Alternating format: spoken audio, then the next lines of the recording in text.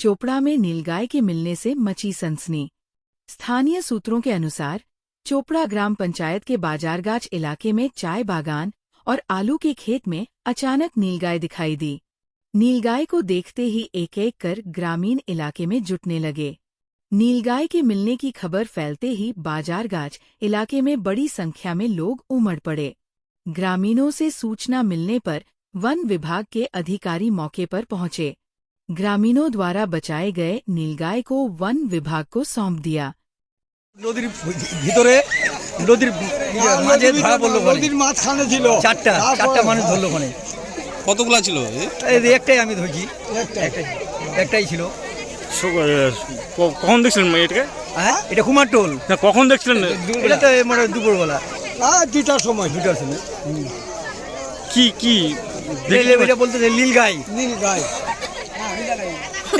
এখন ধরে কি করবেন এটাকে? দিব যাকে ছোটবার মধ্যে হিন্ডাবার করে দিব। লোক আসছে এখানে। আপনার নাম? আমার নাম ইরফান। হ্যাঁ, এখানে কি পাওয়া গেছে? এই যে একটা নীলগাই পাওয়া গেছে। কোথা থেকে আসলো বা কিভাবে ধরলেন আপনারা? এটা যে কোন জায়গায় থেকে আসলো, আমরা বাজারগঞ্জ নিবাসী আর কি, এখানে ওই যে খাত করতো, কাজ করতো, আলু চাষ। তো এরা নাকি আলু ওই তুলছিল, তোলার পরে দেখছে নীলগাই আগে ভাসে যাচ্ছে নদী থেকে, জলে থেকে। তারপরে সবাই আগে দেখছে বলে কী জিনিস উঠাইছে আর কি।